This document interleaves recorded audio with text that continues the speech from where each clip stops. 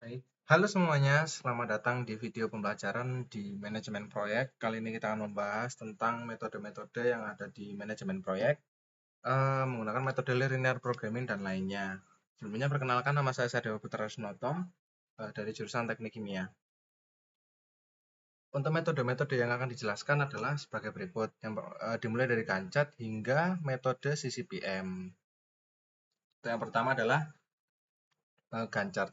Gantt sendiri adalah diagram batang horizontal yang digunakan untuk menunjukkan jadwal proyek. Biasanya digunakan untuk menggambarkan urutan tugas dan waktu pelaksanaannya.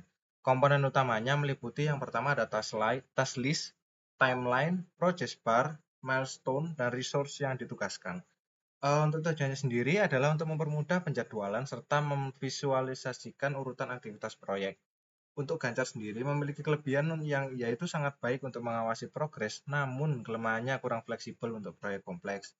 Gantt sangat cocok digunakan di fase awal proyek untuk merancang struktur kerja dasar dan mengidentifikasi ketergantungan antar tugas. Nah, berikut adalah contoh dari Gantt. Lalu yang selanjutnya adalah metode PERT atau Program Evaluation and Review Technique. Untuk PRT sendiri adalah metode estimasi waktu berbasis probabilistik menggunakan tiga waktu. Yang pertama yaitu adalah O optimis, M realistis, dan P pesimis. Memiliki tujuan utama untuk mengelola ketidakpastian durasi aktivitas. Untuk metode ini sendiri memiliki kelebihan memberikan estimasi yang realistis, namun memiliki kekurangan di bagian rumit jika proyek ini terlalu besar. PRT digunakan dalam proyek-proyek dengan banyak ketidakpastian seperti penelitian, pengembangan, teknologi, dan proyek kreatif.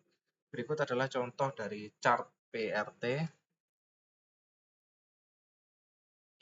Lalu yang metode ketiga adalah CPM. Metode CPM digunakan untuk menentukan aktivitas kritis, yaitu aktivitas yang tidak boleh terlambat jika proyek ingin selesai tepat waktu.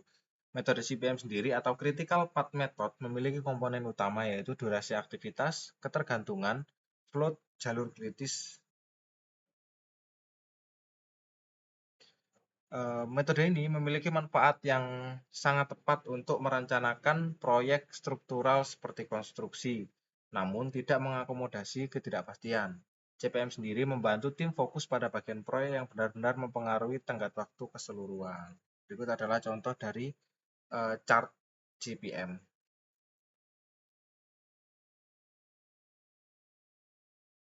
Baik, untuk metode selanjutnya adalah linear programming atau LP.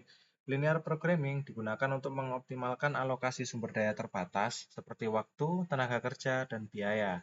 Tujuannya sendiri adalah untuk mencari solusi terbaik secara matematis agar proyek berjalan secara efisien. Nah, berikut adalah contohnya. Di sini contohnya adalah menghitung berapa banyak pekerja per hari yang digunakan untuk memaksimalkan hasil dengan anggaran yang terbatas. Untuk kelebihannya sendiri, eh, metode LP ini memiliki manfaat untuk alokasi sumber daya yang efisien, meningkatkan hasil tanpa menambah biaya, mendukung pengambilan keputusan berbasis data, sehingga memiliki kelebihan memberikan solusi optimal berbasis data. Namun kekurangannya tidak fleksibel dan memerlukan rumus serta data yang presisi. LP ini sangat efektif di sektor manufaktur, logistik, dan proyek-proyek teknik karena di proyek-proyek tersebut data yang disediakan sudah cukup presisi. Lalu yang selanjutnya adalah EVM atau Earned Value Management. Metode ini digunakan untuk mengukur performa proyek berdasarkan waktu dan biaya, memiliki tujuan, mengendalikan dan memantau efisiensi biaya dan jadwal. Metode EVM memiliki komponen penting. Yang pertama yaitu PV, Plan Value, EV, Earn Value, dan EC, Actual Cost. Kita juga bisa menggunakan CPI dan SPI untuk mengetahui efisiensi biaya dan waktu. Memiliki kelebihan, evaluasi objektif dan terukur, namun memiliki kekurangan, memerlukan data yang lengkap dan real time. Untuk EVM sendiri sering digunakan oleh manajer proyek di industri pertahanan, IT, maupun infrastruktur. Lalu selanjutnya adalah Agile atau Scrum. metode iteratif yang cocok untuk proyek dengan kebutuhan dan prioritas yang sering berubah.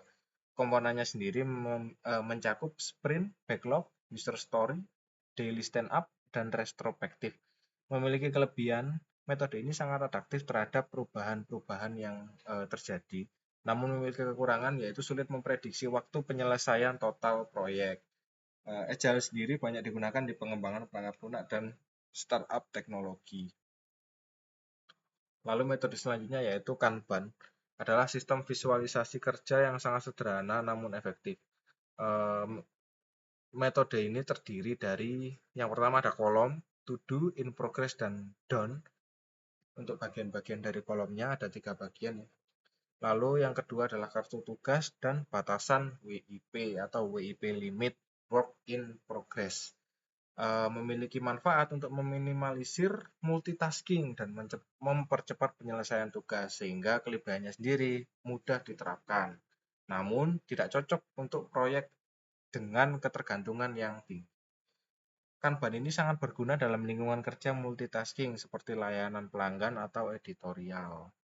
Ini adalah contoh dari Kanban board untuk aplikasinya sendiri. Lalu yang selanjutnya ada fast tracking and crashing. Metode ini digunakan untuk mempercepat penyelesaian proyek dengan cara paralelisasi tugas atau menambah sumber daya.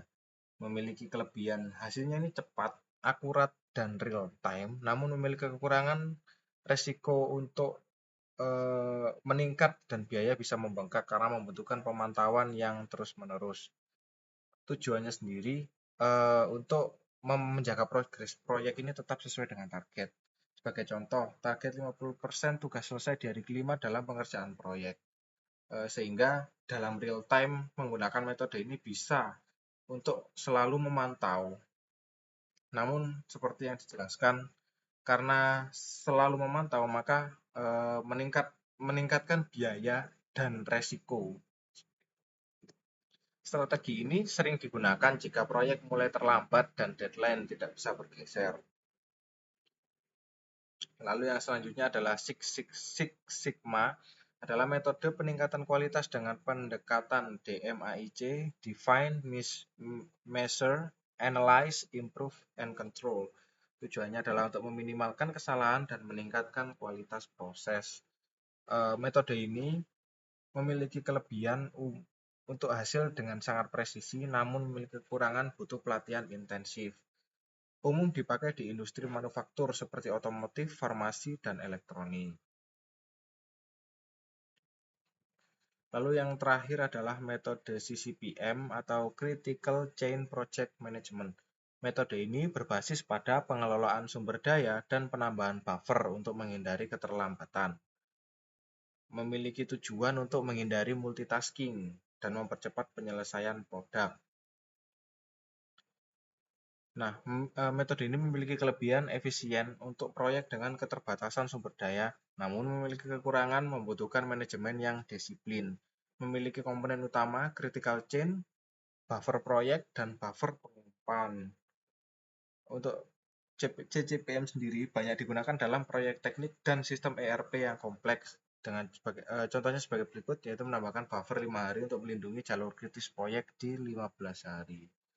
Sekian yang bisa saya sampaikan. Setiap metode manajemen proyek itu memiliki keunggulan dan kekurangannya masing-masing, sehingga pemilihan metode harus disesuaikan dengan karakter proyek, ketersediaan sumber daya, dan tujuan akhir. Lalu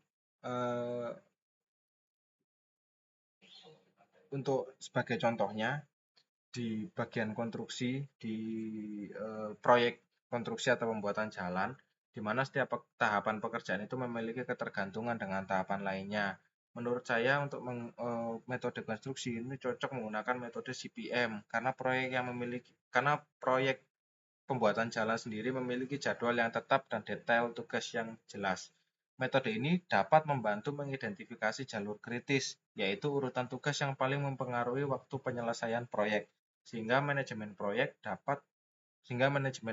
yang diatur oleh manajer proyek dapat fokus pada tugas-tugas tersebut untuk memastikan proyek selesai tepat waktu. Mungkin itu saja yang bisa saya sampaikan. Terima kasih. Wassalamualaikum warahmatullahi wabarakatuh.